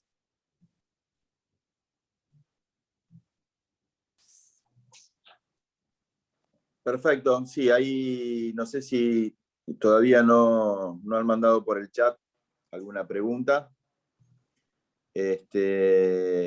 Y bueno, coincido con lo que decís, Verónica, y muchas gracias, Gustavo, que creo que se ha abordado. Es un tema difícil. Vos decías, Gustavo, bueno, ante la situación de un caso en el cual debe actuar un jefe de servicio con alguien del hospital o de la comisión, te quería preguntar el rol del compañero de una persona que uno puede sospechar. O sea, acá hay dos situaciones que se nos plantean muchas veces. La persona que uno trabaja todos los días, la persona que comparte muchísimas horas y que a veces uno no se da cuenta de todas las advertencias y todos los puntos que vos has remarcado. Ese es un tema. Pero también existe la situación en la cual sí nos dimos cuenta, donde mucho se habla, muchas veces se habla por detrás, y a veces el compañero tiene una situación de no saber cómo encarar el tema, y lo que vos dijiste, que aparentemente uno al querer ayudar se interpreta como que uno lo quiere perjudicar. Entonces, ¿cómo ves vos, de qué manera? Porque hay muchos de los que estamos aquí presentes en la charla y muchos otros que no han estado, ¿qué se hace? Hay que hacer algo, hay que hacer algo. Bueno, si uno trata en lo posible con las herramientas y los medios que uno cuenta, institucionales y de compañerismo, tratar de ayudar. Pero te quería preguntar a vos, ¿cuál te parece a vos en un ambiente laboral donde por ahí se habla por debajo, se habla por detrás, cómo se puede ayudar o cómo encarar el tema para que realmente sea algo en el cual uno pueda, insisto, ayudar al colega? Bueno, mira, el primer tema acá, el punto es que tenemos que, el encargue del tema es humano. Ese es el primer punto. Por lo tanto, como es un tema humano, tenemos que ser humanos en el tema. Lo primero que tenemos que tener es discreción. Porque uno de los problemas a veces se mira para los costados es porque decir, bueno, primero, a veces es por ignorancia. Por eso es lo importante de estas conferencias. Cuando no es por ignorancia, como tú decías, a veces no me doy cuenta. Bueno, cuando me doy cuenta, bueno, hay que tener un ámbito tranquilo para llamarlo de colega, junto con el jefe de servicio. Si es un colega, te das cuenta que un colega tiene un problema, se lo plantea el jefe de servicio, se reúnen con él primero y le dicen, fulano, mira que hemos detectado esto, esto, esto y esto, y tenés este problema. Te lo va a negar, porque generalmente lo niegan, son personas hábiles, inteligentes, te pueden... No, no, mirá que tenemos pruebas contundentes, lo que nosotros queremos hacer es ayudarte. Paso siguiente, esa misma reunión replicarla con el jefe de servicio, con alguien del lugar donde trabaja. Porque hay que explicarle a las personas donde trabaja que esta persona está en problemas. Y como está en problemas necesita ayuda. Y esa ayuda, ¿quién se la va a dar? Se la va a dar, en este caso, el comité de la sociedad. Entonces, en definitiva, para hacer la intervención, el proceso de identificación en la intervención tiene que estar primero íntimamente el colega con el jefe de servicio y charlar, y después ya sí hacer una reunión donde, por supuesto, acepte, porque al principio no aceptan, junto con alguien del hospital o de la parte privada y miembro de la comisión. Sentarse con él y decirle, bueno, fulano, vos tenés este problema, es un problema que puede ser muy grave, te va a complicar tu vida personal, familiar y profesional, y tenés que dejarte ayudar. Ese es el camino normal, porque acá no hay cosas compulsivas. Acá, por eso hablaba yo, es un tema humano. Hay que hacerle ver, porque el problema es que cuando está en etapas de abuso o de consumo es más fácil. Ya cuando estamos en etapa de adicción, ni que hablar de dependencia química, ni que hablar de farmacodependencia, es mucho más complejo. A veces las reacciones son varias, la persona dice, bueno, me descubrieron y busco la cura geográfica y me voy para otro lado, porque no piensan. A veces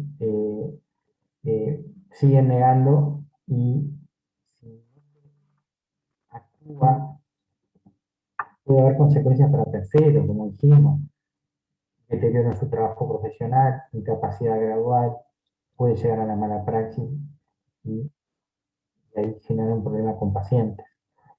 Por eso es importante el involucrar a la dirección del centro donde trabaje para ayudarlo, no para penarlo, sino para buscarle la ayuda en un trabajo de equipo. El jefe de servicio, la institución donde trabaja, como dije yo hoy, la responsabilidad compartida. La institución donde trabaja con su jefe de servicio y el comité de la sociedad o asociación, el comité de riesgo profesional, salud ocupacional o salud anestesiológica. Que tiene que tener bien claro y hay que hablarlo. A veces no es tan fácil. A veces hay que tener varias reuniones hasta hacerle entender. Y en ese caso, cuando muchas veces una estrategia que se utiliza, que cuando no la persona, vuelvo a repetir, es un contrincante difícil, no acepta, muchas veces son personas inteligentes, saben de farmacología, te pueden manipular las situaciones. En la siguiente reunión hay que llamarlo a otra reunión con el equipo de la sociedad, con el de la sociedad o federación o asociación, el jefe de servicio y el esposa, esposo, hermano, en fin, depende de la situación. Involucrar a la familia. Y entonces hablar previamente con la familia de manera discreta y decir, mire, tenemos este problema. Nosotros queremos ayudarlo y ahí es un aliado fundamental. El familiar muchas veces lo hace reflexionar y se dejan actuar. Pero les vuelvo a retirar, el proceso entre la identificación y la intervención, que desde el punto de vista de, de las adicciones significa intervenir para ponernos un programa de tratamiento, ese camino es a veces un poco cuesta arriba, pero dependerá de las estrategias y ahí también en la reunión ya puede estar el psiquiatra de poder participar, porque acá tenemos que tener el concepto de que la Comisión de Salud Ocupacional, riesgos profesionales o como le quieran llamar, está integrada en el núcleo central por anestesiólogos interesados en el tema, pero debe haber asesores fundamentales. Uno de los más fundamentales es el psiquiatra, él o los psiquiatras, y sobre todo buscar psiquiatras especializados en adicciones y especializados en tratar médicos adictos. Porque lamentablemente en anestesiología pasa mucho, pero pasa también en otras especialidades médicas. Por lo tanto, eso es fundamental. Después tendremos otros asesores que son para otra parte, que son los legales, como hablé hoy, pero eso inicialmente en un plano secundario. O sea, en suma, primero reunión del colega que lo vio, como decir vos, Eduardo, de repente trabajás con él todos los días y fulano, y ya nos dimos cuenta de esto. Ahí citar la reunión con el director del hospital, la comisión, y que la comisión ya venga con él o los anestesiólogos que puedan, y el psiquiatra ya sabe entender. Si esa primera reunión conjunta no da resultado, la siguiente hay que involucrar a los familiares como una manera de hacerlo reflexionar. Igual a veces cuesta, a veces varias reuniones, no es sencillo, porque hay que entender una cosa. Cuando yo hablo de riesgos potenciales, hay riesgos generales, hay un 50% que hay una predisposición genética. Y la persona no lo hace a veces porque quiere, sino que esos factores tienen factores patológicos que lo que se llama el reforzamiento a nivel mesocórtico límbico por los receptores dopaminérgicos. Y eso es un tema genético. La persona no lo hace a propósito, pero igual, a pesar de factores genéticos, neurobiológicos y los de cultura, como hablamos hoy, que eso va muy en contra porque los jóvenes hoy ven con mucha naturalidad porque en su juventud consumen algún tipo de droga social, entonces no lo ven como algo tabú, algo que no tiene, que está haciendo algo distinto, dentro de la cultura que se maneja hoy. Como tantas otras cosas han cambiado la sociedad de valores. Pero en suma, Eduardo, yo creo que ese es el camino entre la identificación y la intervención. Puede llegar a haber varias reuniones. Muchas veces cuando la persona es amiga, acepta que el amigo lo ayude. Y explicarle que no es para mandarlo preso, decir, bueno, mira, vamos a hacer esto, se te terminó la vida, la carrera. No, es para ayudar. A ver, si la persona sigue adelante, tiene graves problemas de salud, eso es lo principal. Por eso la institución debe tener ya preparado, decir, bueno, tengo para hacer la intervención, ¿dónde? En determinado lugar. ¿Quién es el psiquiatra? Y tengo los medios para... Entonces, no es lo mismo y decirle, no, mira, fulano, estás perdido con esto, vamos a ver cómo te ayudamos, o decirle, no, mira, fulano, la institución tiene herramientas para ayudar. Hay un comité, hay gente interesada, hay especialistas para que vos puedas salir. Porque el problema de esto, cuando depende de la gravedad, es sacarlo para que no se muera. Para que un día no haga una sobredosis, porque lo agarran un día mal y va y se inyecta fentanil y se te muere. A menos de ser problemas laborales, ¿no? O sea, problemas de mala praxis. Entonces yo creo que para mí acá la estrategia institucional es clave.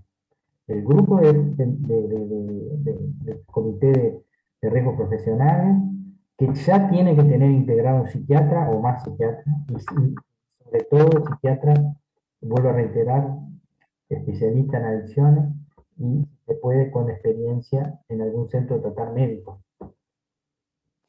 Y si tratar Perfecto. Pero Gustavo, mira, tenemos ahí ya 4 preguntas. bueno, Así que para que puedas ir respondiendo. bien. La primera. Hola, doctor. Gracias por la exposición. Desde su experiencia, teniendo en cuenta la tendencia histórica a la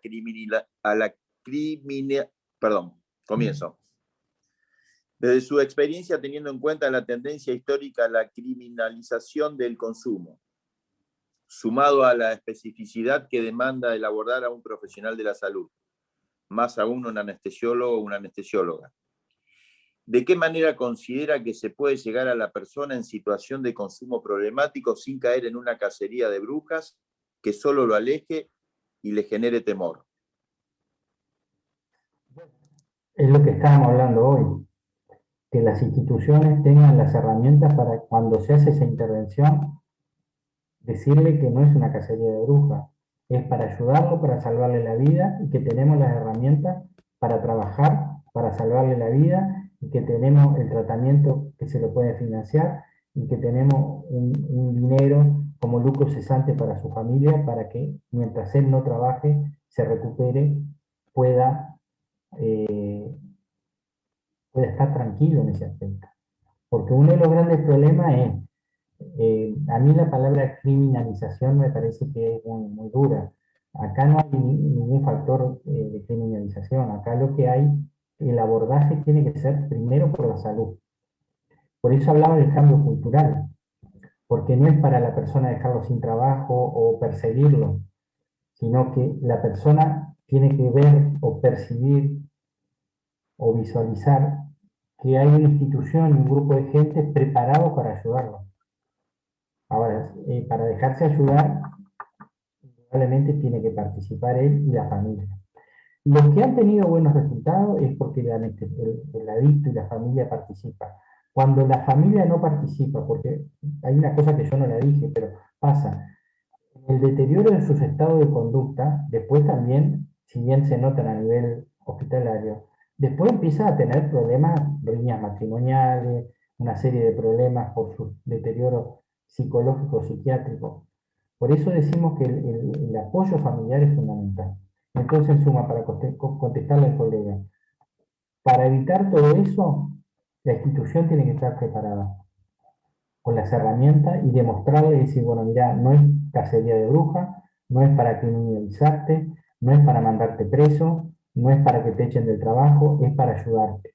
Y ahí es donde la sociedad tiene que tener, como les digo, preparadas las herramientas, y por eso cuando yo terminé la conferencia dije que era un tema de una responsabilidad compartida. Por eso es importante, en este caso la ARA, informar a la sociedad, a las instituciones empleadoras, que los anestesiólogos tienen determinado perfil de salud laboral que puede alterarse. Y al estar enterados, ellos tienen como estado de conocimiento que participar para ayudar a las personas. De todas maneras, yo desconozco cómo son los aspectos legales en Argentina, pero acá hay cosas que son de sentido común, que vuelvo a reiterar. El gran problema que hay en muchos lugares de Latinoamérica y en el mundo es que no se está preparado para resolver el problema, y ahí empieza la cadena de eventos y cada uno lo resuelve como puede. Y en el cada uno lo resuelve como puede, el que pierde es la persona que está enferma. Bien. Paso a la siguiente pregunta, Gustavo. ¿Sí? Creo que la recompensa adictiva no viene solo de las drogas. También viene de las manifestaciones del ego de ese individuo que necesita alimento social permanente. Y uno de los mayores problemas de un adicto es la familia. Hay una frase que dice que el adicto es la expresión y llanto de una familia sufriente. ¿Dónde se canaliza la disfuncionalidad? Ese es un tema más para un psiquiatra, no es para un anestesiólogo. Porque acá estamos partiendo de un preconcepto de que esa persona que además es anestesiólogo es disfuncional con su familia y por ende, por definición, tiene algún problema psiquiátrico o psicológico. Yo le dije claramente, dentro de los factores de riesgo Porque, a ver, si no seríamos todos adictos, todos estaríamos con distintos grados de adicción. ¿Por qué no lo somos? Porque hay algunos que tienen antecedentes personales de consumo de drogas, de hogares disfuncionales, factores biológicos, factores genéticos, como cosas generales. Pero después va mucho con todo lo que es el estilo de vida del anestesiólogo, explicando todos los factores de riesgo y en los residentes lo mismo. O sea que los factores de reforzamiento, por supuesto, la neurobiología es para muchas cosas, no solamente, pero estamos hablando de adicciones, estamos hablando de adicciones opiáceas, y estamos específicamente en eso. Yo creo que acá es al revés. No, yo no me voy a poner a analizar, porque no soy psiquiatra, de por qué esa persona tiene el 50% de factor general genético y tiene la neurobiología del reforzamiento y la disfunción familiar y la canalización, en este caso, con las drogas. Es al revés. Otra pregunta, Gustavo. La mayoría de los directivos, entiendo yo, no sé si cualquier cosa después para que aclare la persona que hizo la pregunta, Mabel. La mayoría de los directivos no comparten acompañar, son lapidarios y piden expulsar al colega. ¿Cómo abordamos esa conducta? Entiendo yo, directivos de las instituciones, no sé si me querés especificar. Entiendo que es así, ¿no? Si fuera así, Eduardo, es importante el trabajo en este caso de la ARA, institucionalmente, explicando que el anestesiólogo tiene un perfil de salud ocupacional muy particular y tiene que tener un estado de conocimiento, primero, para tener las condiciones laborales adecuadas para trabajar, pero que puede tener determinado perfil de problemas y tiene que estar informado. Eso me parece fundamental, el estado de conocimiento. No quiere decir que por eso también hablé de que en la comisión tiene que haber algún abogado, porque es la manera, vuelvo a repetir, la estrategia de la institucional de la ARA tiene que ser siempre buscar una reubicación, acuérdense de esa palabra, reubicación razonable. Ustedes pueden defender al colega frente a esos directivos que quieren echar. Primero, lo vamos a tratar, lo vamos a tratar de solucionar su problema. Tenemos las herramientas para tratarlo, mientras esté trabajando, nosotros nos hacemos cargo del lucro cesante.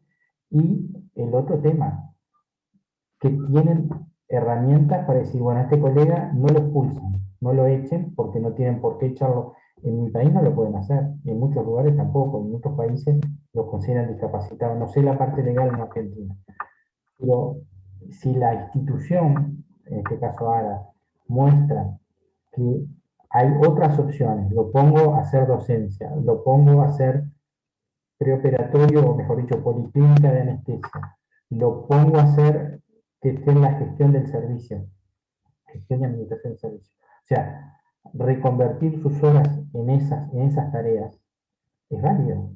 Y entonces como integrante de servicio, como jefe de servicio, se hace. Porque se le explica a las autoridades. Yo acá en Uruguay ya he explicado en algunos lugares, esas personas siguen trabajando en esas tareas, no hacen guardia, no están cercanos a las drogas, no se estresan como se estresaban antes, y cumplen con sus tareas, algunas de manera brillante, en la parte docente, en la parte de gestión y administración, que es un área muy importante, en los servicios cada vez tiene más trascendencia, y al contrario, se hace un feedback con los directivos, es decir, bueno, tenemos una persona que se dedica a esta parte de gestión y administración, de recursos humanos, económicos, materiales, es decir, yo siempre digo lo mismo, cuando uno plantea un problema tiene que llevar una solución. Nosotros, acá en este caso, nosotros, digo, la situación genera un problema, bueno, la ARA en este caso va a tener herramientas para solucionarlo. Es complejo, como dije, porque yo comencé diciendo que estamos hablando que esto hay que hacerlo de la manera más humana posible, con discreción, para que no se genere todo eso que vos decías, de hablar por atrás. Bueno, el tema es bien claro, la institución tiene que tener las herramientas para la respuesta, y saber manejarlo. Y saber manejarlo con las instituciones empleadoras. Por eso hablaba de que el concepto tiene que ser integral. El concepto es compartido. El anestesiólogo educarse y saber qué tema existe y las cosas que pasan. Las instituciones tienen que tener el estado de conocimiento que esto puede ocurrir, pero a su vez la institución ARA, en este caso las sociedades, federaciones científico-gremiales, tienen que tener el plan de trabajo, decirle, bueno, miren, nosotros les aseguramos a esta persona, lo ponemos en un tratamiento, en el lugar adecuado, con el especialista adecuado, nos ocupamos de ellos por un determinado plazo, y después verá de la reincorporación, si se reincorpora o no, y en qué condiciones. Y si se reincorpora, si puede reincorporarse paulatinamente con una tutoría, va a ser la ARA la que le va a indicar de ese lugar para asegurarle a los empleadores de que la persona va a hacer un trabajo adecuado y seguro, y si no puede, buscar las otras alternativas que le di. Hay cosas. Gustavo, mira, hay 3 o 4 preguntas más. Quería hacer una acotación. El doctor Luesas, que es el abogado nuestro y que integra la Comisión de Salud. Ernesto, ahí después me quedan 3 o 4 preguntitas más. Ernesto. Sí, buenas noches. Le agradezco, doctor Calabrese, brillante la exposición, clara y profunda. En Argentina no se considera a la drogadicción como una incapacidad, es una enfermedad, por lo cual cuando el anestesiólogo, en los casos muy raros que tenemos en Rosario, está en relación de dependencia y cayese en esa situación, tendrá por su contrato de trabajo la licencia que puede ser 1 año y si una institución pública puede ser hasta 2 años.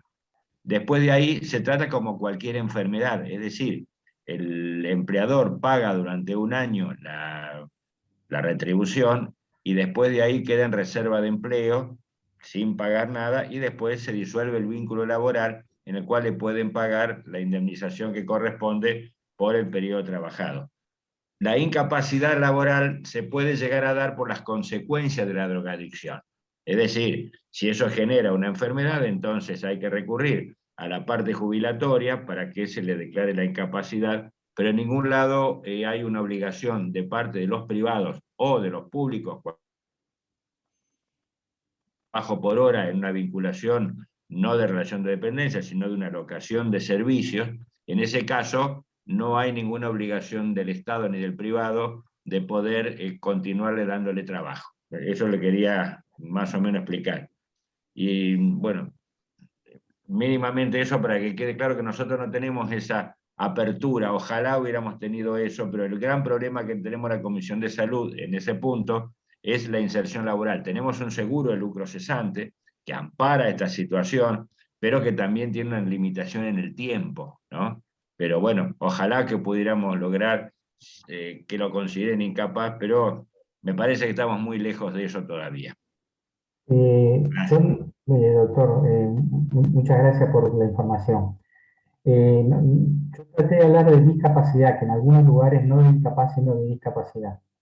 Que por eso el empleador en los Estados Unidos, por ejemplo, y en muchos países de Latinoamérica se le considera un discapacitado y no se le puede despedir desde ese lugar. Pero nosotros el planteo nuestro, conociendo la realidad de Latinoamérica y la diversidad de aspectos legales de un país a otro, yo pienso que igual siguen siendo herramientas viables. El tener un plan de trabajo, tener el lugar donde tratarlo, ese fondo solidario que ya tienen un grupo cesante. Por supuesto que cuando se hace en fondo solidario, la persona no va a ganar lo mismo que gana activamente, es una ayuda. Y el pago del tratamiento es muy importante si la sociedad o la asociación dispone de ese fondo. Y lo importante es que para evitar, si el primer año cobra su sueldo igual, es hacer el tratamiento y bueno, y después en el momento antes de terminar eso, ver la reincorporación, desde qué lugar se puede hacer, porque puede perfectamente volver, se le hace un diseño, una reingeniería de su puesto de trabajo, y esa persona puede seguir trabajando en ese lugar, justificado por el jefe de servicio y por las acciones que puede hacer esa persona. O sea, no es que se va a ganar el sueldo sin hacer nada, va a tener una carga horaria que va a ser en esas actividades. Es como una manera de tener esa reubicación razonable que es tan diverso como cada caso. Bien. Te paso otra pregunta. No sé si Ernesto querés acotar algo más. No, perfecto, doctor. Lo que pasa Listo. es que yo, acá en este medio, por lo menos, no nos es tan sencillo que se acepte una reinserción laboral tan lineal.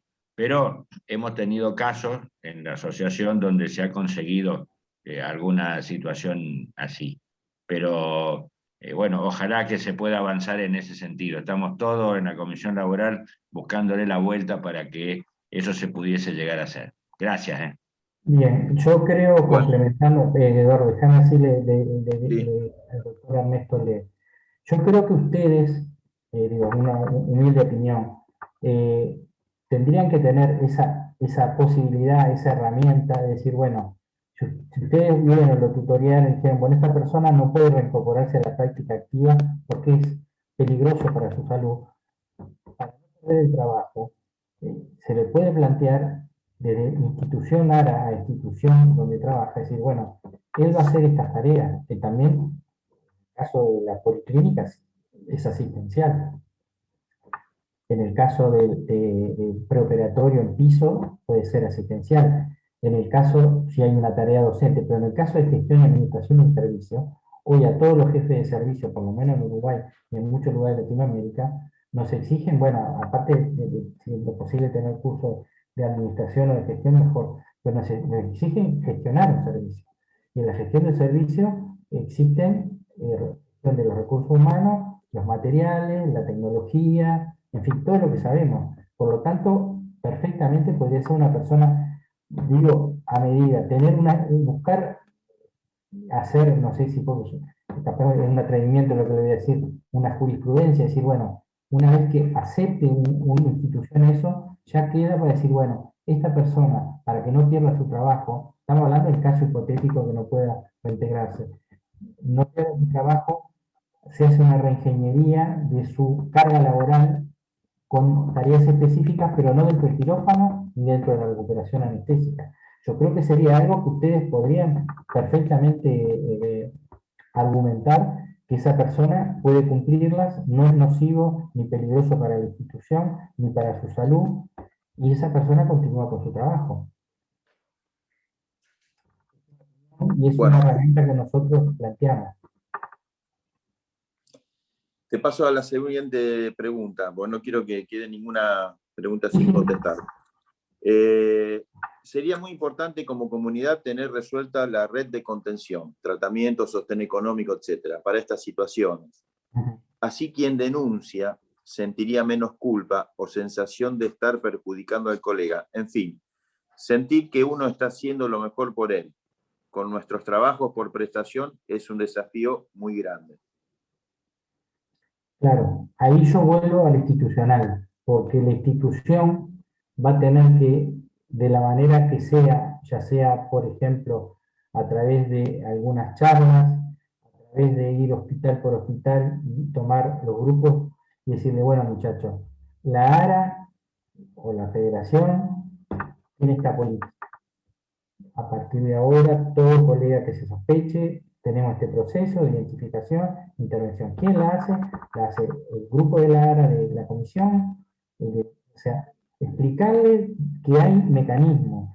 Y después de ese mecanismo hay un algoritmo de identificación, de intervención, el programa de tratamiento, que la ARA lo financia, que hay un lucro cesante que se puede financiar parcialmente o de la mejor manera posible, o buscarán tener un fondo capaz que aporte todos los colegas un poco más, porque, ojo, hoy estamos hablando de este tema, pero miren que hay problemas vinculados al burnout, a la depresión, a los intentos de suicidio, etcétera, etcétera, que también pueden entrar en el mismo camino de tener el lugar para tratar, el fondo para tratar esos colegas y el lucro cesante. O sea, hoy estamos hablando de adicciones, pero lo que creo que es más amplio.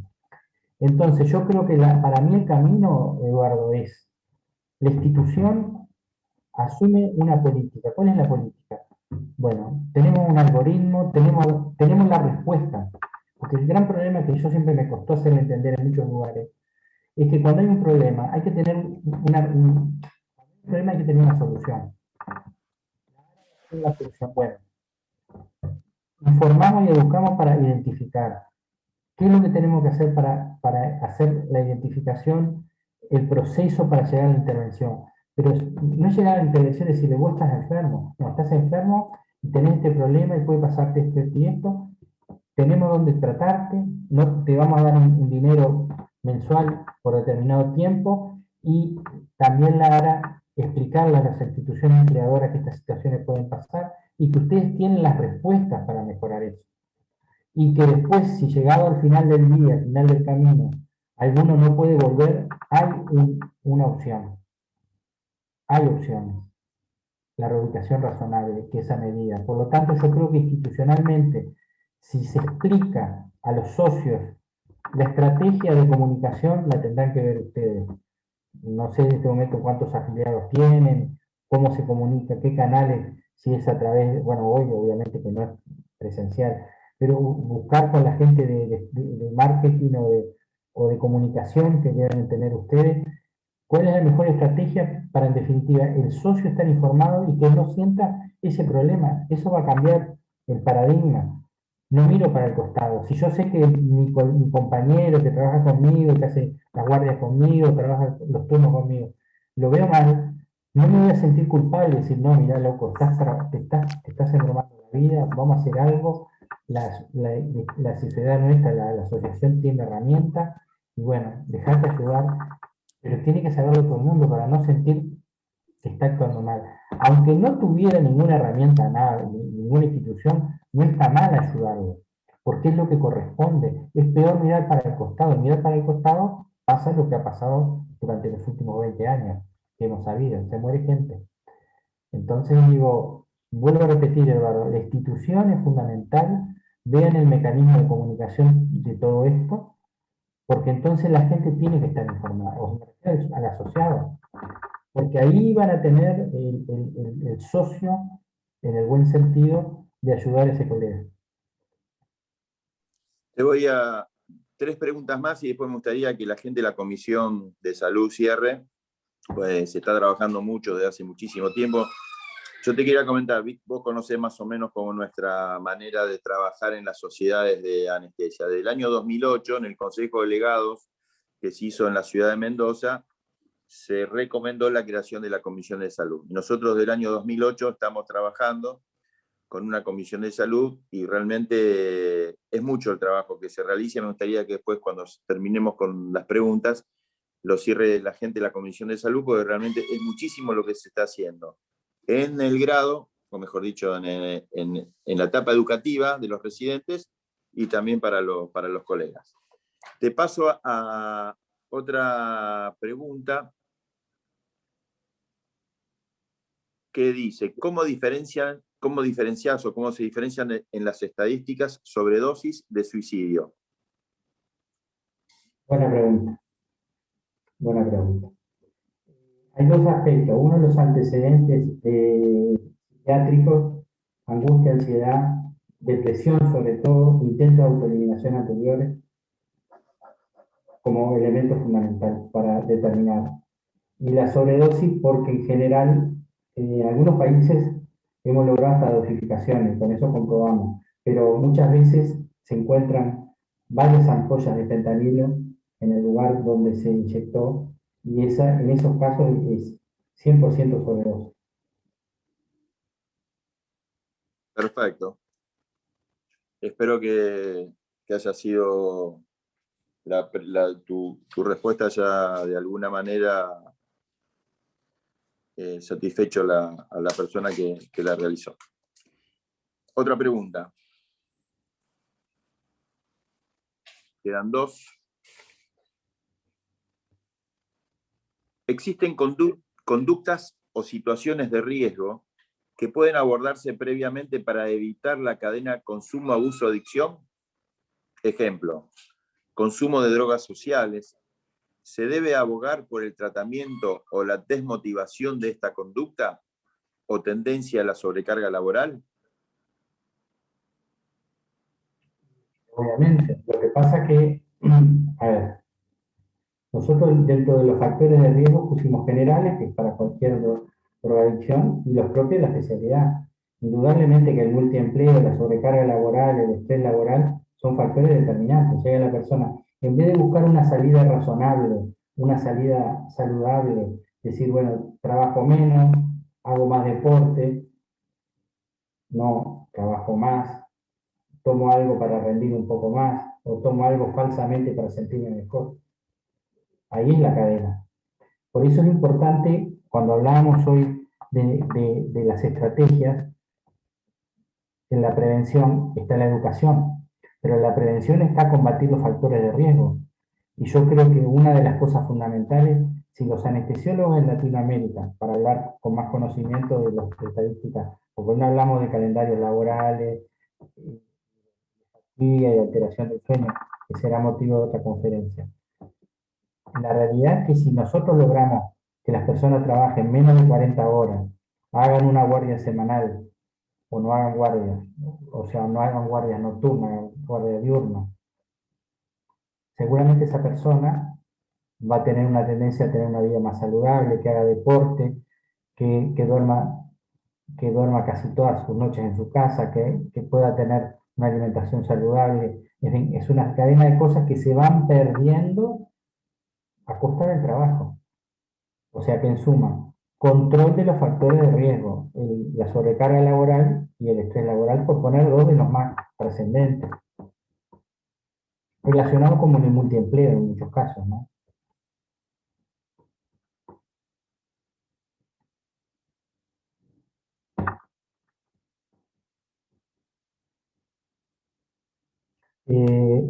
Estás con el micrófono apagado.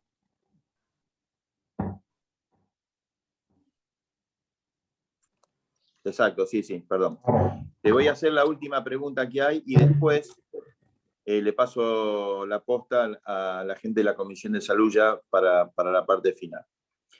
Usted nos ha refrescado la memoria de la clínica, la sintomatología, pero así como en su país los residentes tienen un entorno laboral predisponente, usted no reconoce en el ambiente del anestesiólogo la existencia de elementos que caracterizan esa relación laboral que predisponen a patologías críticas como la adicción y también otros cuadros psicológicos.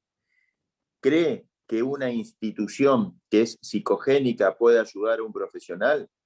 Si es difícil la inserción de un colega sano en estas instituciones, más aún un adicto, gracias.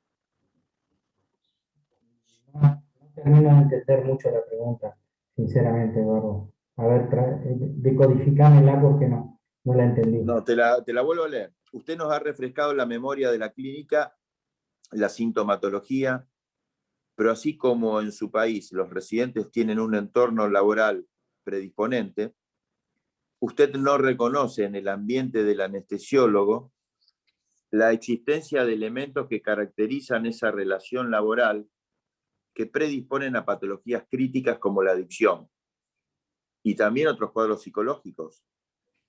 ¿Cree que una institución que es psicogénica puede ayudar a un profesional? Si es difícil la inserción de un colega sano en estas instituciones, más aún un adicto. Bueno, es media compleja la pregunta. Institución psicogénica, no sé. Factores de relación laboral de alguna Sí. institución. No, a ver. Todos los que estamos acá somos anestesiólogos o son residentes, conocen lo que es la vida laboral del anestesiólogo, que es compleja, es intensa, se nutre del multiempleo, del exceso de horas de trabajo, fatiga, alteración del sueño. Esa es la situación del mercado laboral que tiene el anestesiólogo en Latinoamérica en general. Las instituciones, depende de cuál institución sea, tendrán mejores o peores condiciones de trabajo. Ahora, yo que sé, esa definición de psicogénica, la institución, no sé. Por supuesto que la vida, a ver, por algo el anestesiólogo tiene una serie de situaciones vinculadas a la salud ocupacional que otras especialidades no tienen.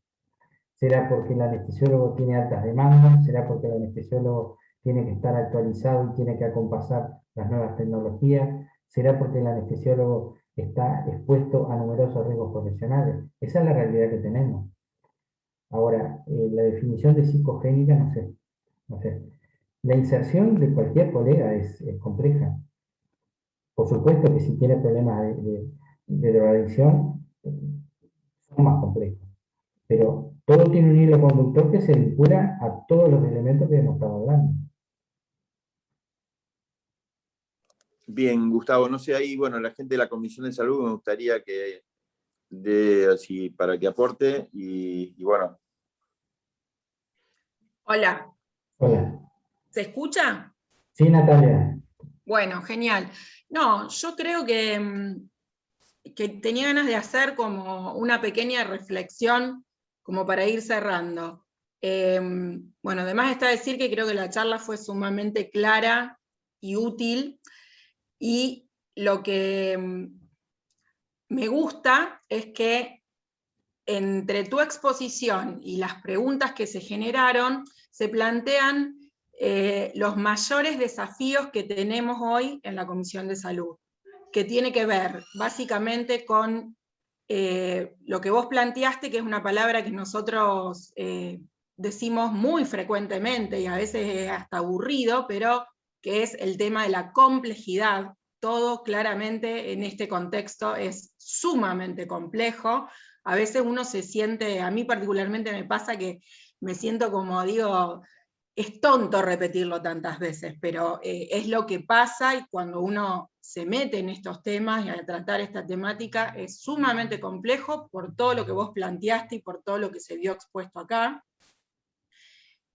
Y en las preguntas me pareció sumamente interesante que surgen las cuestiones más difíciles de tratar, que vos también las dejaste en claro en varios puntos de la charla, como es, por ahí salió el término en una de las preguntas de como que somos vistos los que afrontamos este tema, nos ponemos al frente como unos cucos, como que sale siempre la cacería de brujas. Es muy difícil hacer entender que esto no es una cacería de brujas, sino todo lo contrario. Es una triste realidad y un triste problema que hay que afrontar, y que las instituciones, como vos decís, y en este caso la ARA, decidió desde hace mucho tiempo afrontar este problema, y que la comunidad, pero lo que todavía nos cuesta es que el resto de la comunidad entienda que necesitamos de la colaboración de todos, porque yo siempre lo digo, podemos tener lo mejor de todo, pero si no tenemos una buena comunicación, una buena recepción entre nosotros, es sumamente difícil y sumamente complejo todo esto. O sea, no va a servir. Si no logramos que no nos tengan miedo, que realmente entiendan que lo que tenemos que hacer es ayudar al colega, todo esto es muy difícil. Y otro punto que a lo mejor creo que siempre es importante, pero que es más local y que tiene que ver también con lo que por ahí planteamos, que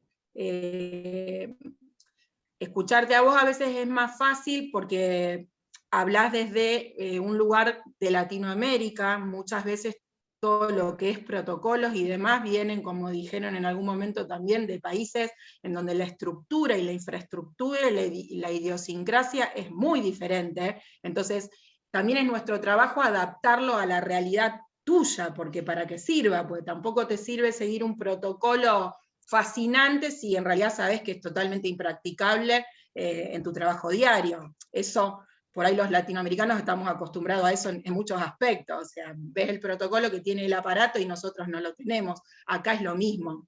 Y creo que eso no hay que perderlo de vista. Y se mete mucho el tema económico acá, porque acá lo que sucede muchas veces es que claramente la persona que es activa en su actividad, en su trabajo, por más seguro de lucro cesante o ayuda que, por ejemplo, la ARA pueda llegar a brindarle, económicamente va a ser sustancialmente diferente, más si tenemos en cuenta todo lo que vos planteaste, que es así, que en general son personas que están trabajando muchísimo, y por lo tanto su ingreso económico es proporcional a eso. Entonces caen de la noche a la mañana en un abismo que es muy difícil de solucionar también y de lograr y muchas veces estoy convencida de que el tema de no prestar atención o de no querer ver de los colegas, obviamente que no es en vano, pero piensa en eso también, porque indudablemente ante este problema lo primero que todo el mundo hace, y que es lo que hay que hacer, como quedó claro, es sacarlo del circuito. Si lo queremos proteger, al principio no hay alternativa que sacarlo del circuito. Entonces, bueno, creo que es una charla muy productiva porque deja a la vista y plantea las cuestiones realmente prácticas y difíciles que nos toca lidiar cuando nos hacemos cargo de este tipo de problemas. Así que súper agradecida y creo que suma un montón. Quiero complementar, hay que cambiar el concepto. A mí no me va a pasar, por lo cual muchas veces la gente no es solidaria. Yo creo que ustedes van a tener que trabajar con la parte de comunicación para llegarle al colega, sobre todo aquel que dice, a mí no me va a pasar, no me interesa, miro para un costado. Y transmitirle que es toda una responsabilidad compartida. Y buscar la estrategia capaz de tener un fondo aparte, un fondo solidario. Yo en todos lados recomiendo fondos solidarios porque todas las asociaciones, federaciones en cada país tienen su modo operandi, su cultura, su idiosincrasia, y en fin, lo resuelven los temas de distinta manera. Pero yo creo que tal vez como herramienta puede ser hacer un fondo solidario específicamente para este tema o para estos temas, como dije, vinculante con el tema de suicidio, intento de suicidio, depresión, etcétera, etcétera, que tienen la vinculación con el mismo especialista que es el que va a generar la mejora. También la experiencia en otros países que se ha hecho es que las instituciones anestésicas hacen convenio, y eso es económicamente más saludable para las instituciones, con entidades públicas, a cambio de determinada actividad docente, es como un intercambio, y hacen convenios para asegurar un sector en la parte de tratamiento psiquiátrico para anestesiólogos. Y ustedes tienen, yo sé que tienen hospitales de todo tipo en Argentina, de los muy buenos y de los que tienen más carencias. Y creo que podría ser otra estrategia que ustedes pueden buscar como manera de reforzar, es decir, bueno, buscamos un lugar pero no nos cuesta tanto. Se ofrece actividad docente, cursos de reanimación, no sé, cosas que el hospital le pueda servir, reanimación en la comunidad, cardiofibrilación, no sé, cosas que podemos dar nosotros como moneda a cambio de, como ideas de cosas, a cambio de tener una determinada ala o un determinado sector, por supuesto con el asesoramiento de un psiquiatra. Eso se ha hecho en algunos países. Yo les paso esos tips como manera de tener otra herramienta, pero la comunicación para mí es fundamental, tiene que ser bien vertical, explicar bien, vertical en el sentido de indirecto, y es fundamental cambiar el concepto, a mí no me va a pasar, por eso no me interesa. Tiene que hacer una publicidad, una propaganda, un marketing dentro de los socios para que entiendan el problema.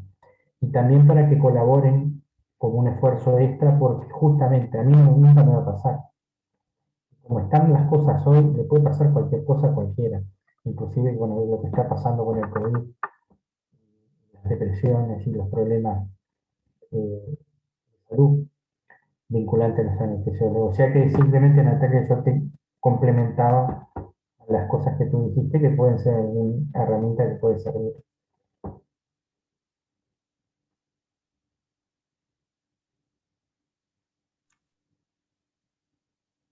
Sí, ¿Alguien más de la genial, todo comisión? es válido. Sí, dale, Gallego. No, para ustedes no, que alguien más de la comisión que quiera aportar algo.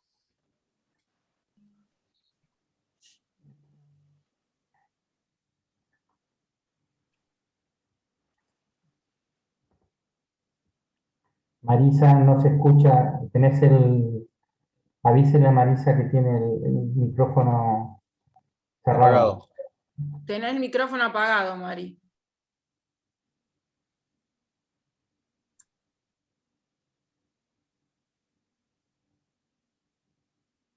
No sé si quería hablar o no. ¿Vos querés hablar, Marisa? No.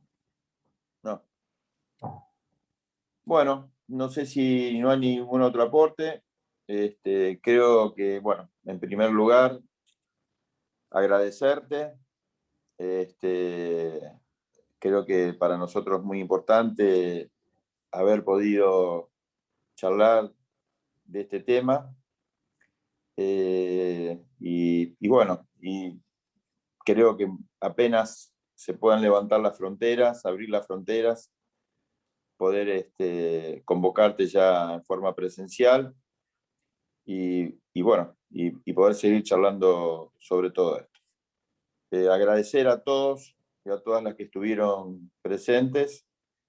Esta charla fue grabada, así que en muy poquitos días la vamos a subir a la página, al canal ARA, que Gustavo ya lo conoce, y donde tenemos un sinnúmero de charlas académicas y demás.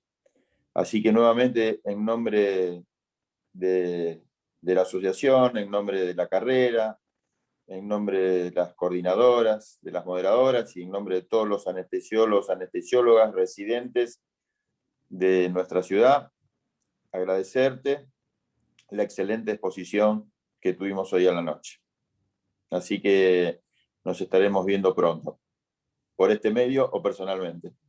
Bueno, yo les mando un saludo a todos y les agradezco la oportunidad de poder compartir conocimientos y experiencias y les agradezco por escucharme y bueno, espero que si la conferencia de hoy les deja una información que sea positiva o que sea aplicable, yo me quedo muy conforme. De más está decir, Eduardo, que se lo dije los otros días cuando hablábamos con Verónica, que lo que la comisión necesite, que piense que yo pueda asesorarlo o darle algún consejo o alguna opinión, estoy a disposición, como siempre. ¿Está? Muchas Gracias. gracias, Gustavo. Un saludo Listo. grande a todos y cuídense mucho. Chao, igualmente. Gracias. Chao.